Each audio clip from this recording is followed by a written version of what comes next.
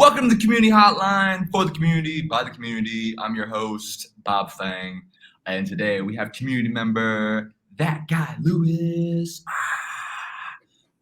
Why don't you introduce yourself, good sir? Hey, my tag is that guy Lewis. My name is Lewis Blackwell. 33, about to be 34. And I live in Carson, California. I don't know how much more to give. Okay, that's awesome. 33, that's great. Remember when we were in high school and we heard the number like 33 and we thought that was Whoa, so old. So old. Oh man, absolutely. how do you feel about that? Like coming into like your 30s. Was that like a breaker from your 20s? Yes and no. So I remember as I was getting older, and the older I got, the less I cared about getting older. And so I remember when I was younger, my birthday was this really big thing where I really cared about it. And I really cared about doing stuff for it. And then as I got older, it became less and less important. And I remember when I hit my 30th birthday, I didn't do anything. I went out to get like some food, but like not like an event, just like going out to like the PF Chang's, like picking up some food and coming home. And it was like, yeah, I guess I'm 30 now. Like, I don't feel any different. Like, the thing for me, it was less about like my age and more about events that happened in my life that like felt like a big moment versus like hitting like a number. Can you elaborate on that? Yeah. So I remember when I bought my house.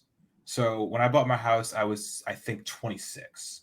And that like felt like a really big moment of like, oh, I can't go back. I can't like I have to have a job forever now. It's one of those things where you kind of like I'd been working and I had become a full-time employee at the company I work for. I worked for Activision. This is maybe in my early 20s. And so I became a full-time employee. I like moved out, rented my first apartment, and that obviously was like a big stage in my life. And it was like, okay, I'm renting my apartment, but if things go bad, I can like go back to my parents' house, right? Like, oh, obviously I don't want things to go bad, but like I still have that thing to fall back on. And then I was looking for a house, and I finally bought a house. And once I bought a house, I'm like, I can't go back. I can't. There's no turning back now. Like I have a mortgage, I think just forever. Like either I'll have a mortgage on this house or a mortgage on another house or whatever. But this is like my life now. Is I'm like that was like I'm a full adult now. Like I That's have this like lifelong commitment to this like place to live, and that felt way bigger than like turning 30 as far as like a moment in my life where I felt like, oh wow, I'm old. This is it. That's wild. That's wild. Okay, buying a house. That's a good segue into the first topic of the day, which is money. Yeah. Um, you know, I guess tell us what is money? What's money? For me, money is the ability to do what you want and not stress about things. That's what money is to me. I think that money isn't happiness, but money is comfort, man. I I don't know if I'm happier now than when I was younger, as far as like, because I make a lot more money now than I did when I was in my early 20s, but I'm way more comfortable.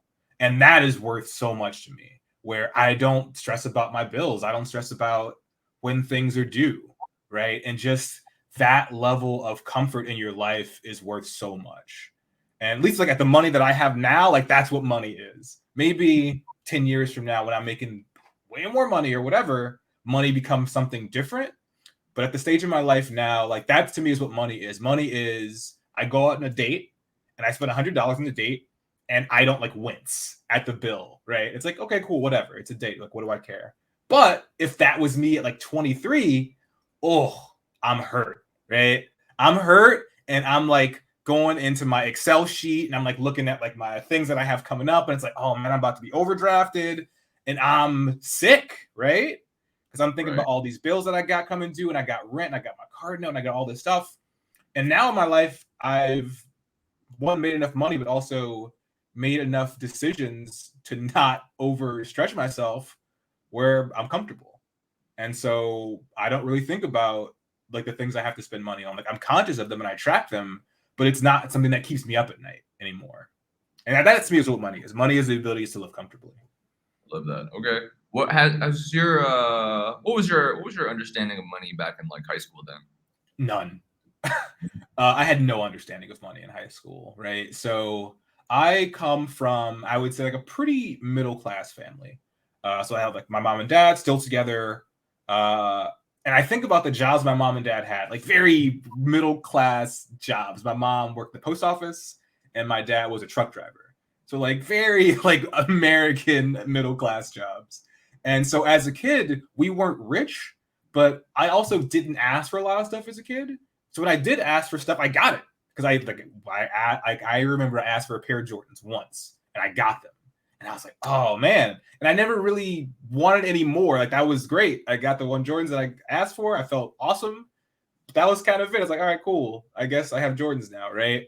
But I didn't have a concept of how much stuff costs. Like I didn't get a real concept of money until I started making money, and that wasn't until college. But before that, I had like I understood like how much food costs. Like I went to McDonald's and I bought food, but it's like how much is a car note? How much is rent? How much are clothes? Like I kind of understood like the things that I bought. I understood. So I bought myself clothes. I bought myself food, but that was really it.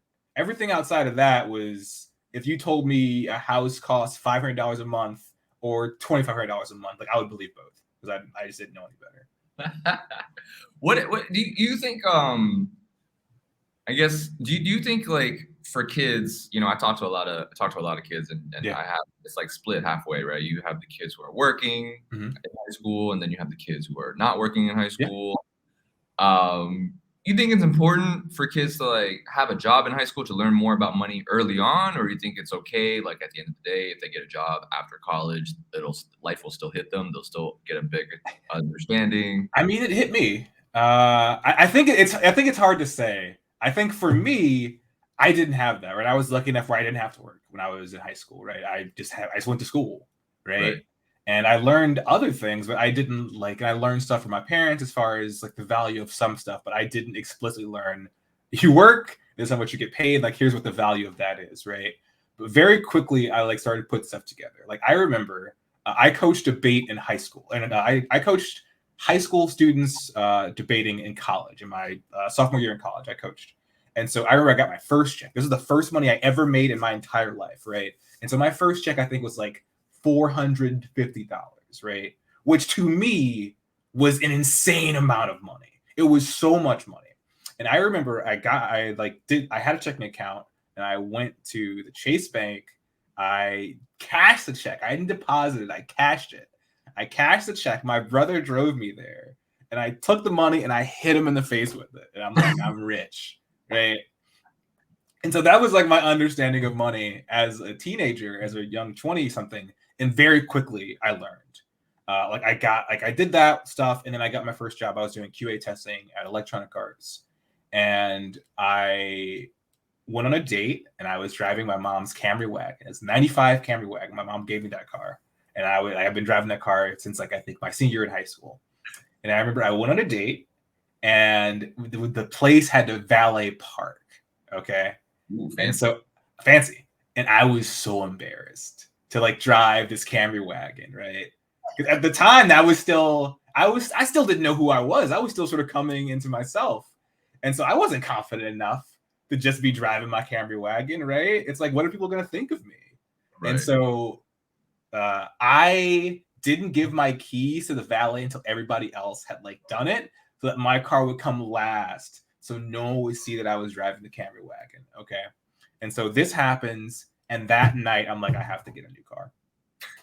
Right, that night I'm like, I have to get a new car, and so like that I would say was my first big lesson on money, is getting caught up in wanting to be cool and wanting to be something for somebody else. People who don't care at all, don't even notice me, right? Like no one's, you don't, depending on who you are, you don't realize no one's paying attention to you until you get older, right? Like you're paying attention to yourself, but no one else is worried about you, dude. Everybody's like in their own world doing their own thing.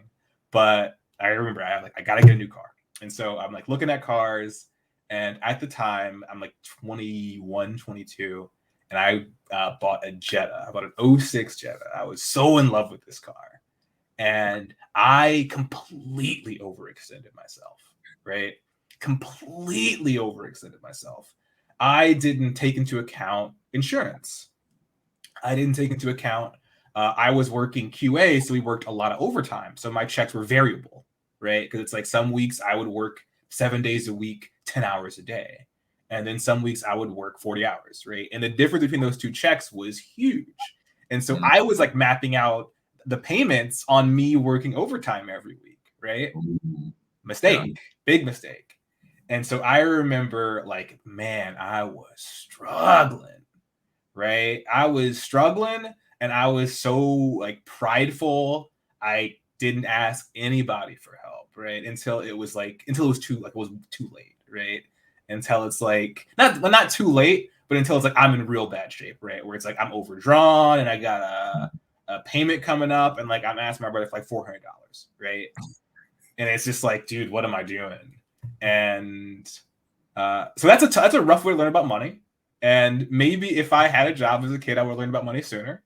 The good news is I didn't like ruin my life learning about money in a hard way, because there are some people that do, right? That get in too deep on some real heavy stuff.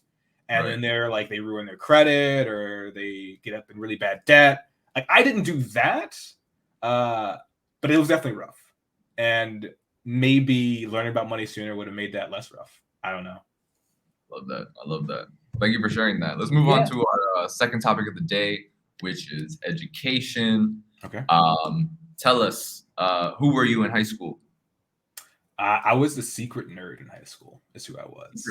Secret nerd. So what that means is a couple things. So I assume every high school has like different cliques and different sort of social circles, and everyone sort of tries to find their place. And so I remember in middle school, I went to this school called Hughes, which is now an academy. And so I had to interview to get into the middle school, right? So I had to interview, I had to like play the violin and like play it in front of like the proctor, right? As part of the interview. Like that's the kind of school this is, right? Just like to set the stage.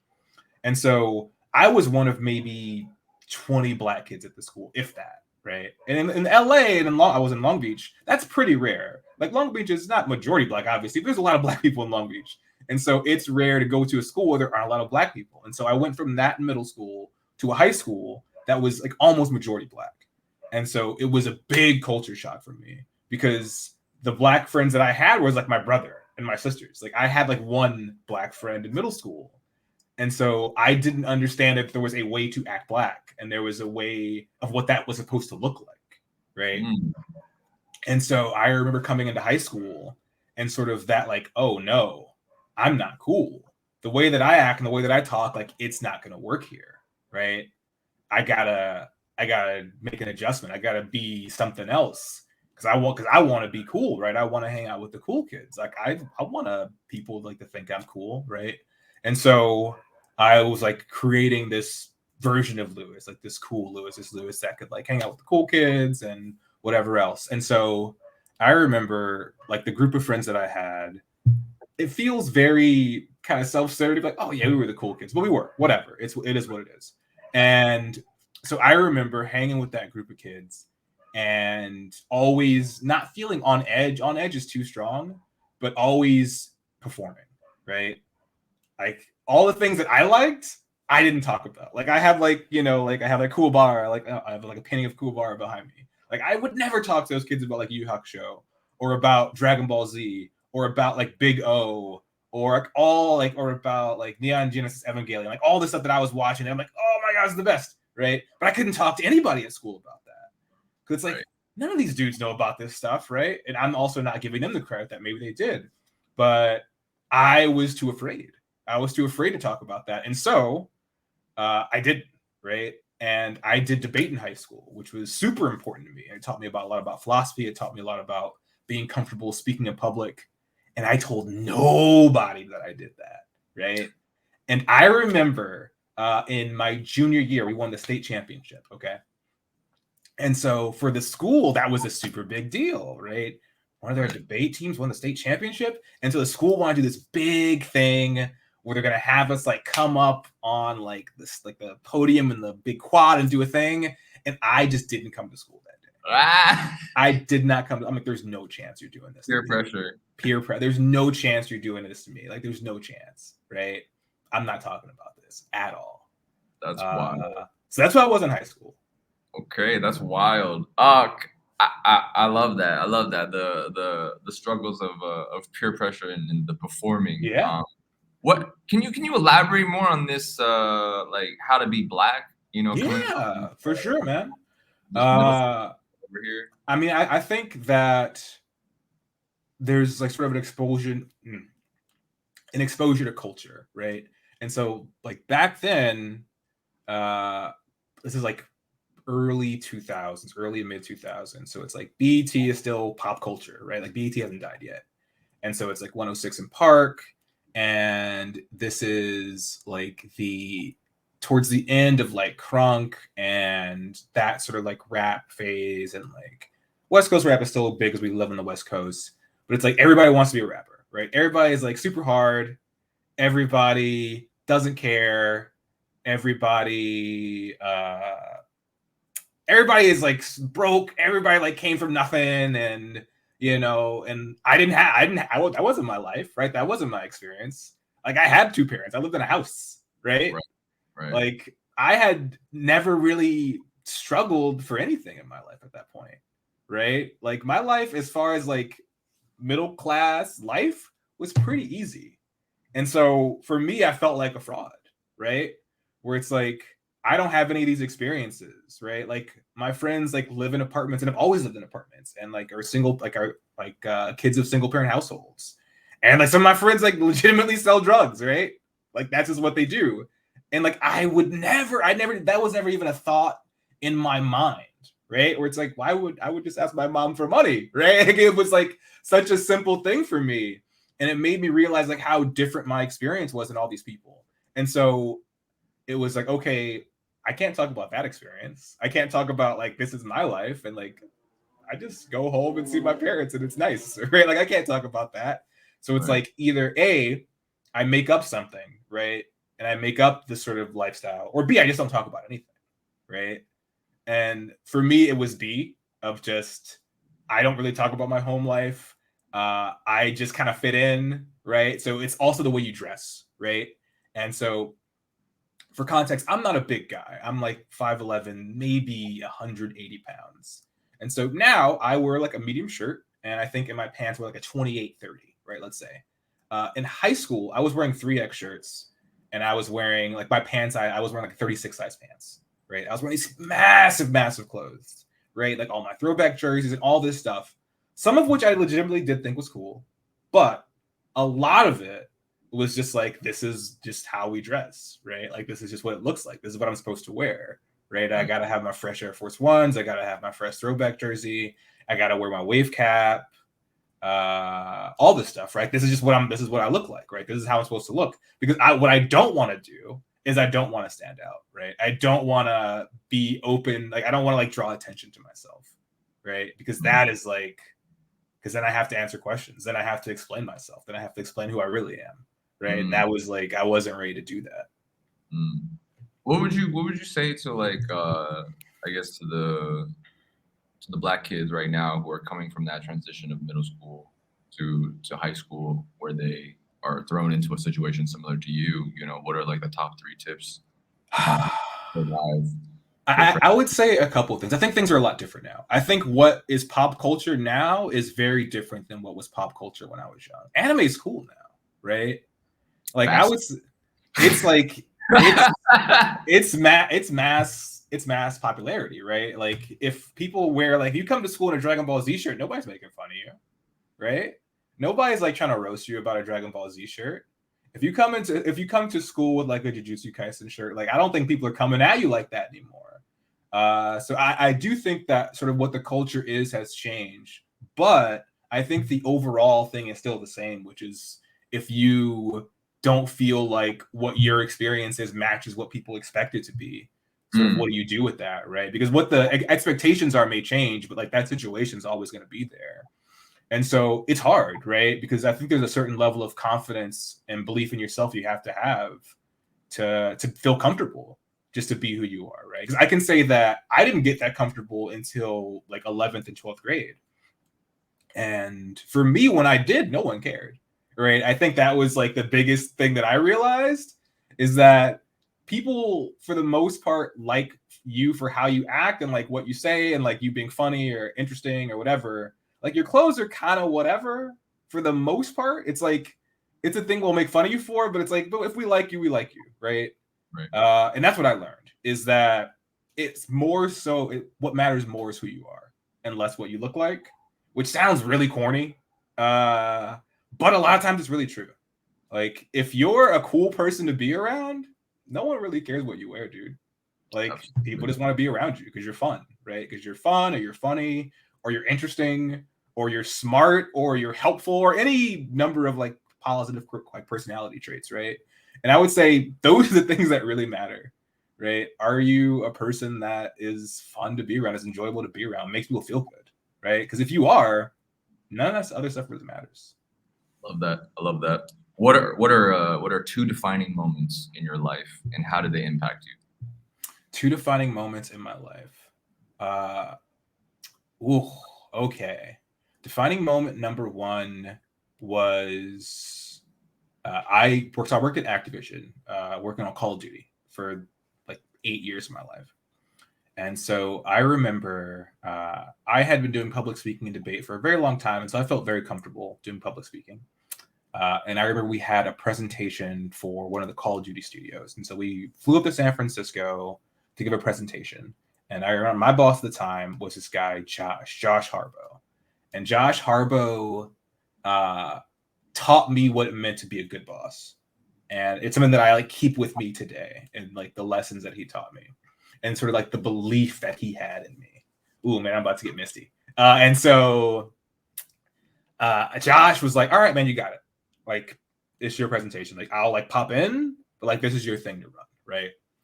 And so I don't think I ever felt that I lacked in confidence, but seeing somebody else who's like, even though like I was the one leading it, like I'm on his team. If this thing goes bad, it's his fault, right? Like this is Josh's presentation, this is Josh's team.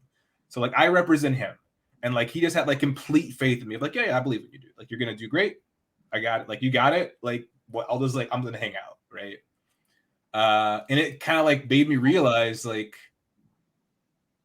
so much of how far you get in life is of course on you, but it's also on like people enabling you and people believing in you and people putting you in spots to succeed, right?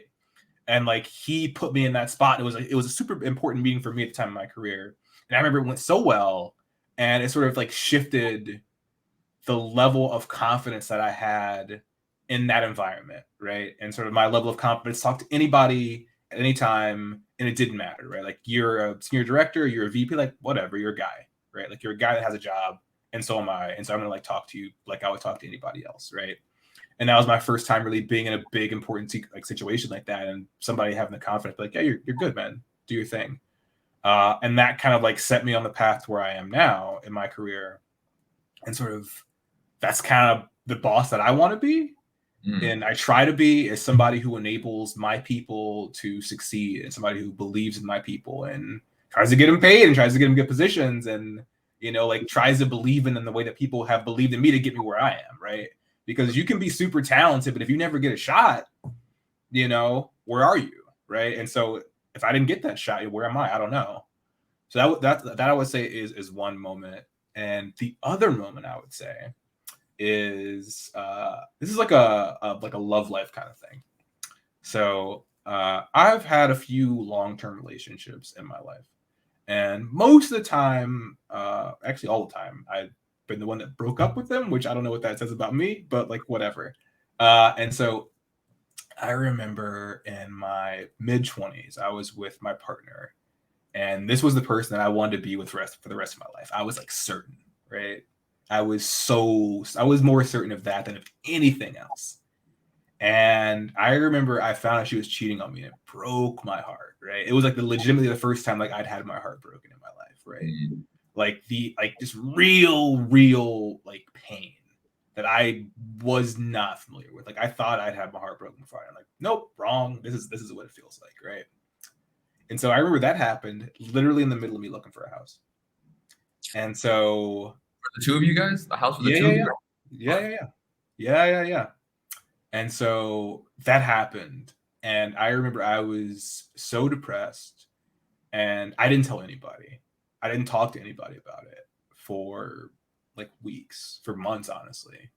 And I remember during that, I was like, I'm still buying this house.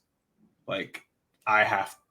I don't know if this is healthy, but I was like, I have to win. Like, this is like, I have to like keep going, right? Like, I can't let this stop me. I can't let like just being sad like prevent me from doing the things I want to do. And so I like looked at smaller houses, right? Like, okay, it's just me now, right? But this is still gonna happen. Like, I still have to do this. This is what I want to do. Like, regardless of who's with me, this is what I'm gonna do. And so I like went forward with it, and I bought my house, and that's one of the best decisions I ever made in my life, maybe the best. And it was super scary, and I felt really alone, and I overcame, right? I didn't just sit in like the sadness that I wanted to sit in, because there was a lot of me that just was sad and just didn't want to do anything, right? And I just didn't. And it's super. I don't want to just like kind of dismiss depression or dismiss like being sad, because it's real. It's super real, and it's not as easy for everybody else to be like, I'm just gonna do this stuff anyway. Like sometimes you can't. But for me, that's what I did. I just couldn't let that stop me, and Do you, I went forward with it. do you think watching anime had a lot to do with that? I think that, like, in a serious way, though, right? I think one of the things that I do have is like main character syndrome, right? Where it's like, yo, I'm the main character. Like You these are things, the main character. I'm the main character. These things are gonna happen because this is about me. Like I'm the main character. I'm gonna make this stuff happen because like things are made. Like things are meant for me to make it happen, and I'm gonna make it happen because this story's about me, right? I do think that is like part of like my self belief is like that kind of insanity, right? Of like, yo, like this is my story. Like I'm gonna make it happen, like regardless, right? That's how it is. That's how it is. Let's move on to the last topic of the day. What is love? Tell us, what is love? Oof, what is love? That's hard. Okay, I'll say what love is for me, right? Because I don't know what love is. Because I think love is different for everybody.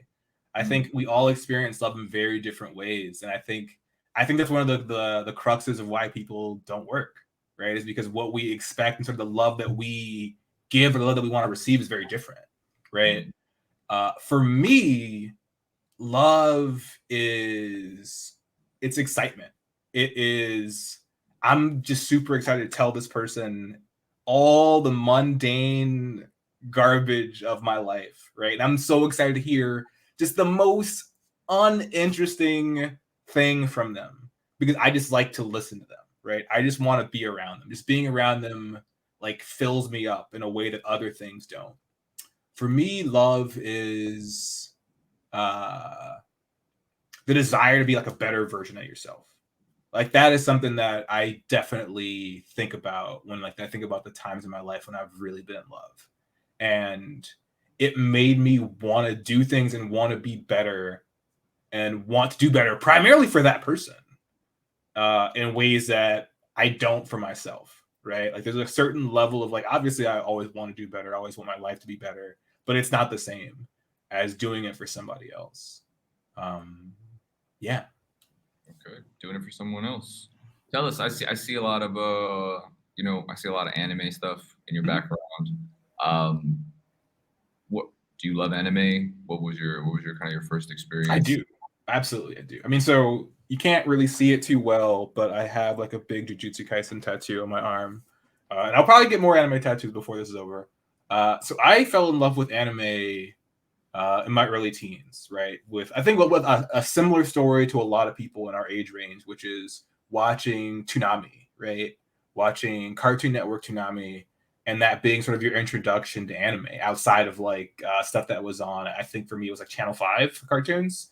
So I think Mm. Channel 5 had like Yu-Gi-Oh and stuff, which is anime for sure, but like not to the level of something like a Dragon Ball Z or like Rurouni Kenshin or Big O, which I would say I would put up there as well, or Neon Genesis Evangelion or stuff like that. And I remember watching that stuff for Gundam and just being blown away because in my mind, cartoons were for children, right? Which I think is like a I don't think it's as big a misnomer now as it was back then, but it was definitely how I framed cartoons in my mind. And so I remember watching cartoons that were super violent, super adult storylines that were complex and emotional and incredibly beautiful and just did things that you couldn't do with other mediums, right? Like the way that stories are told, the way that characters are defined, or things you can't do in live action, right? And for me, it was just like, oh my, it was like a sort of like a breakthrough of like, oh my God, like this is the best. Like, oh my God, like, does everybody else know about this, right? Does everybody else know how good this stuff is, right? And just sort of like that moment of like, this is my favorite thing. This is the thing that I like, right? And then the secondary discovery of like, this is like just a little teensy bit, right? Because watching anime as a kid, you don't know how old this stuff is, right? You don't realize like, oh, dude, anime is like well before you're born. Like this isn't a new invention of like the early 2000s. Like this thing is already 20 years old when I'm 10, right? At least, depending on like how far you want to go back like to Astro Boy and that kind of stuff. But like also realize that there's just so much here. There's like I'll never get through all of this, which depending on how you feel can either feel really daunting or really exciting. And for me, it was really exciting where it's like, dude, there's so much more good stuff. Like I'll just be able to watch it for the rest of my life, right? Like I'll be able to watch this stuff for the rest of my life and like never run out of good stuff to watch. Love that. Absolutely. When you I just wanted to hear your story about anime. Let's move to more family stuff. Sure. I have a lot of I talk to a lot of kids and they're unable to communicate with their parents. You know, they're like, oh, my dad doesn't understand me, my mom doesn't understand me, or it's like, oh, I can't share this with my brother or sister or whatnot. You know, what's your relationship like with your family? As I've gotten older, I realize how good it is. And I think when you're younger, you don't have context for what other people's family relationships are. All you really know is your own, right? And so when I was younger, I thought like, like me and my family moderately close. Like my context is like TV and like maybe like a few friends that I know well enough to know their family and like my family, right? And then as I got older, I realized like my family's incredibly close. They're way closer than anybody else. Where it's like I see my mom, I try to see my mom at least like twice a month, if not like more than that, right? And I talk to my mom like every other day. I try to see my brother just as often, and I talk to my brother every single day. I talk to my brother, like whether like through text or Instagram, or we call each other, right? And my brother is like the reason I have this tattoo. This tattoo is about my brother. Like my brother is my best friend, is my life partner, is like everything, dude.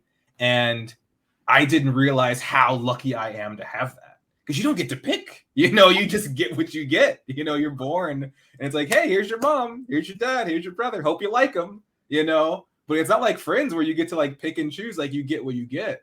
And to like have a brother and like my sisters who I love, it's super, super, I'm super lucky. I'm super grateful to have that.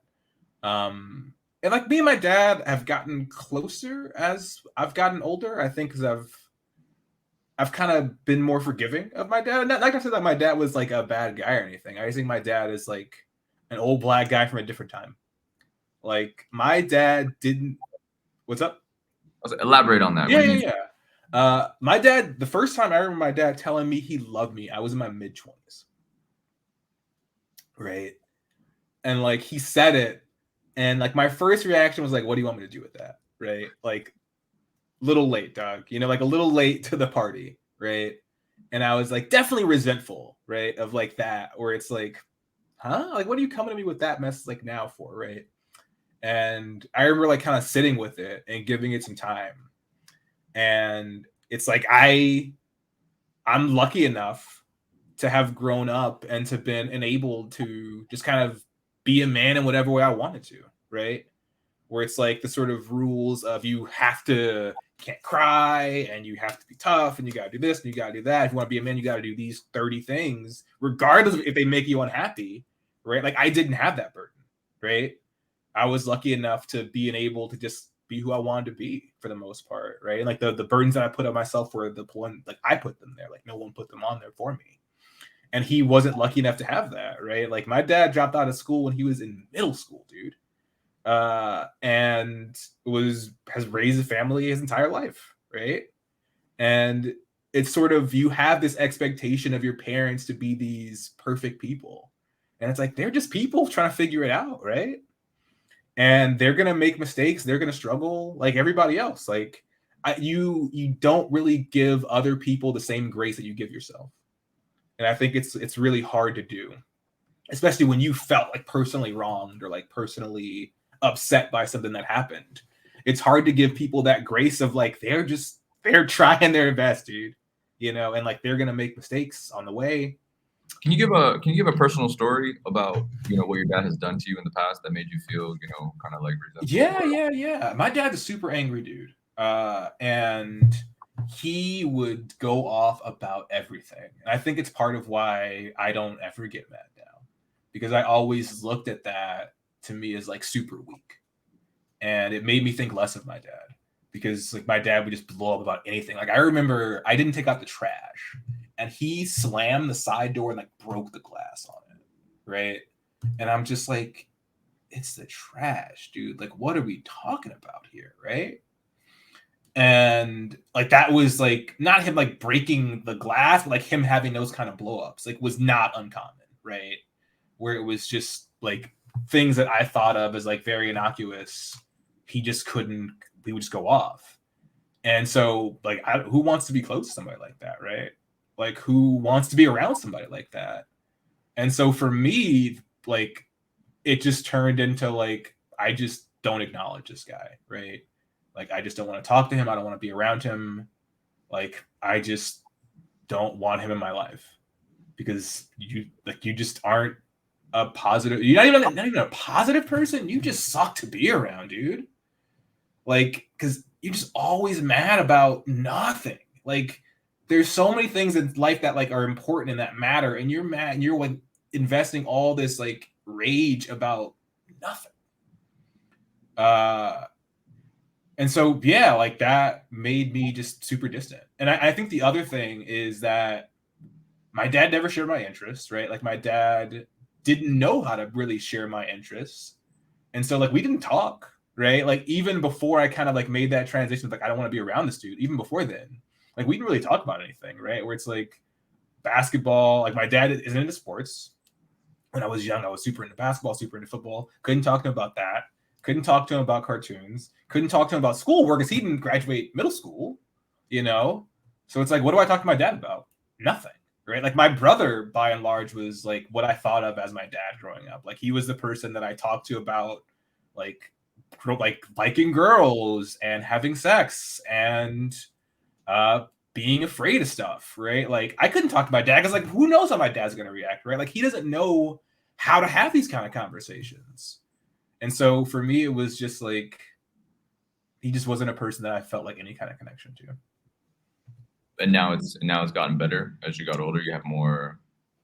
Yeah, yes, and no. I think as I've gotten older, I've made more space, right, for who my dad is and like his limitations, right? And I think as he's gotten older, he's grown up some, and I think that he's kind of gotten more comfortable with expressing himself, and he still has his problems as we all do, right? And I think the other thing for me is sort of as your parents get older, you realize like you don't have them forever, dude. Like my dad's about to be 70, and it's like I have no idea how much longer I have left with my dad, right? Mm-hmm. And so like the question I would ask myself is like, what do I get out of like being mad at my dad, right? Like what do I get from that, right? Because for some people, it's like actually like I'm out, right? Like I'm out forever, and like it like keeps me safe, it keeps me happy, it keeps me comfortable. And for those people, like I understand, right? Like there are some like relationships that are so toxic, you just have to completely cut. And I appreciate that. But like that wasn't me. Like that wasn't my experience, right? And so I had to ask myself, like, cool, like your dad sucked. Now what? Like now what do you do, right? Like, do you just like are you just mad forever because he like was in his 40s and like wasn't great? right? Or do you just kind of like move on, right? Because it doesn't do anything for me, right? Like I don't feel any happier like not talking to my dad, right? Like I don't feel like satisfied or anything from it really. I just don't feel anything. And so it's like, okay, cool. So then now what do you want to do, right? Like, do you want to have some kind of relationship? Because it's going to take effort on your part. Because like your dad is like still going to struggle with that stuff, right? Like he was never taught. He never was given space to learn. And so like you're going to have to do some of that work, right? And like, is that something that you're willing to do? And so for me, it is, right? It's something that I am willing to do, and like trying to find like things that I do connect with my dad. Like as I've gotten older, like I've gotten more into cars, and that was something that my dad was always super into. He was always like incredibly knowledgeable about cars, incredibly knowledgeable about motorcycles. He was somebody who built a ton of cars when he was growing up. He was somebody that still builds cars today, right? And so it was like finding things that kind of let him open up, right? And let him be the best version of himself. I love that. I love that, making an effort. I like your thinking process. You know, it's very like you mentioned, you're like the hero of the story. I'm not gonna let this keep me down. It's gonna be a success. I try. With in terms of I guess romantic relationships, then Mhm. um, you know what was your was that the last relationship you were in with when No, you're no, that was in my mid-20s. I've been in a ton of relationships since then. what was your who was your first love? Ooh, my first love was Camille Mason. Uh, Camille Mason. So we dated in sixth grade, right? And I wasn't ready to date girls yet, right? And so I remember, I think, like in like, I remember her very vividly, like the details of like how we first got together. Like if she like in some weird world ever saw this, she might like contest my description. But I remember like her asking me out or like to be her boyfriend or something, and I just like was like, yeah, sure. Like I didn't know what to do, right? I'm in sixth grade, like 11, whatever, however old you are in sixth grade. And I said yes, right? But I had no idea like what that even meant. Like, do I like girls? Like what does it even mean to like girls? Like I had no grip on any of that. And so Mhm. like we broke up like a week later, and like her friend like yelled at me. It was just like it's sixth grade. This is what happens, right? And then I remember 2 years later in eighth grade, we got back together, and like that was like my first real like relationship was in eighth grade, and like we dated like the entirety of eighth grade, like until like the summer of like between eighth and ninth grade. We went to different schools and then like broke up. But I remember being so into her at the time, right? And so I think it's like it's my first love as far as how I understood love in my like mind at that time. I Mhm. would say like now being 33, about to be 34, like my first real love was this person Liz, who I dated when I was in my mid 20s. But like young love, it was Camille Mason. Got it. I love that. All right. So before we wrap it up, what are two pieces of life advice you have for the kids? Two pieces of life advice. Piece number one, I would say, is no one is going to want something for you as bad as you are for yourself. And there are times when you'll need other people's help. And there are times when you won't be in complete control of what you want or where you want to go. But if you don't want that thing and if you aren't willing to put in the effort for that thing, no one's going to want to help you, dude. Like, no one's going to want to invest in you if you aren't all in on this thing, right? And so my advice would be don't be afraid to commit to stuff. A mistake that I made when I was younger is I wanted to be so cool. And at the time, to me, being cool was being indifferent, right? And like, oh, I don't care. Like, whatever. It's whatever, dude. I don't care, right? And that was sort of what being cool meant. I said that was the most important thing was being cool. And like, if you're cool, you're never trying that hard. You're never that into stuff because that makes you vulnerable, right? Because if you're really committed to something and you fail, that feels really bad, right? And so I have to protect myself. I'll just be cool and never commit to stuff, and that's a mistake. Commit if you want something, if that's something that you are really interested in, if that's something that you really enjoy, don't be afraid to like put all your eggs in that basket, right? And like put all of yourself into pursuing that thing. Because if that fails, right? And you don't get it or you don't succeed, cool. you know, you did all you could, right? Like you put everything you had into it and you didn't get it. That really sucks. Like, don't get me wrong, that's gonna feel terrible, right? But at the end of it, you did everything you could. There's nothing for you to look back on and be like, man, if I would have done this or I would have done that. No, it's like I did everything and I didn't get it, right? Or you did. But there's no regret on your own effort, right? The other things that you can't control, you can't control. And those might go wrong or whatever. But if you're doing everything that you can, you know, you can, it's so much easier to move on and to like move on to commit into something else when you've put all yourself into something. So that's one piece of advice I would give. And the second, commit. Don't be afraid to commit. Don't be afraid to give all yourself to something. And the second piece of advice I would say is give people the same. Take care of yourself and be thoughtful and be forgiving of yourself, and try to give that same thoughtfulness and forgiveness to other people. Because I think that there's like two kind of things that happen. I think that there are some people that are incredibly unforgiving of themselves and don't give themselves the grace to make mistakes and to be bad at things and to screw up. And you will. And I will. I will do that until I die. I will make mistakes forever, right? Like, it's never going to stop. And the sooner you kind of come to terms with that, where it's like, guess what? No matter how good you are, no matter how smart you are, no matter how good you are at a certain thing, you're going to make mistakes. You're going to screw up. You're going to do something. It's like, oh my God, why did I do that? And you don't even know why you did it. And you did it. And you're like, right? And giving yourself the grace of like, yeah, that sucks, but it's okay. You know, like, I'll be here tomorrow and I'm going to try again. Right. And in that same token, to give that grace to other people. Because we're all just like people trying our best, right? Like, trying our best, trying to figure stuff out. And I think by and large, most people are trying to do what they think is good, you know? And like, what they think is good might not be what you think is good. But I think by and large, that's what most people are trying to do. I think most people are trying to do their best. They're trying to do good by themselves and by other people. And like, there'll be conflicts within that. But to try your best to be open to other people having good intentions and trying to think about when you're wronged from that perspective of, did this person try to wrong you? Was this person's intention to wrong you, or did it happen? Right? Because sometimes, like, I've wronged a lot of people in my life. I'm 100% certain I have. Right? And by and large, when I have, it was a mistake.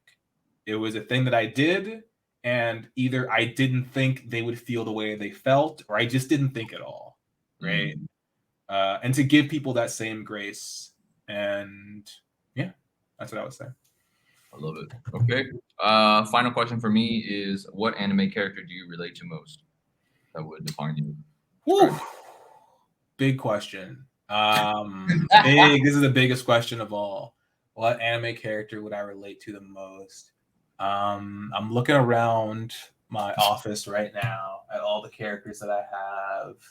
And I feel like it changes as I get older. But one character that I definitely relate to, and I will like tilt my camera up a little bit so you can see him, is Yusuke Urameshi. Is a character that I relate to a lot. And I think as I've gotten older, I see a lot of like a younger version of myself is like a lot of like Yusuke tendencies, where it was like so tough and so unwilling to be vulnerable to other people. And as I got older, and I think as he got older in the series, becoming more comfortable with being vulnerable and with expressing your love for your people, right? For your friends. Like, man, the love that I have for my friends it's something so intense, and it's so nice. Tear up a little bit here. And it's something that I didn't appreciate until I got older, until I like appreciated how deep those connections were and sort of what those connections meant for me. And I think that's something that he kind of struggled with and then came to terms with over the course of the series. I think I've like in the series of my life, whatever episode I'm on, I would say that's something that I've kind of come to terms with as well. I love that. Well, then, I just want to say thank you for joining us on the community hotline today. Before I forget, if you guys are interested in jumping on the community hotline, feel free to send me a message. And then, if you are going through something and you feel like you don't have friends or you don't have anyone to talk to, you can text home to 741-741. That is a real number. It's actually a national hotline. Hmm. Um, so other than that, have a great day, guys.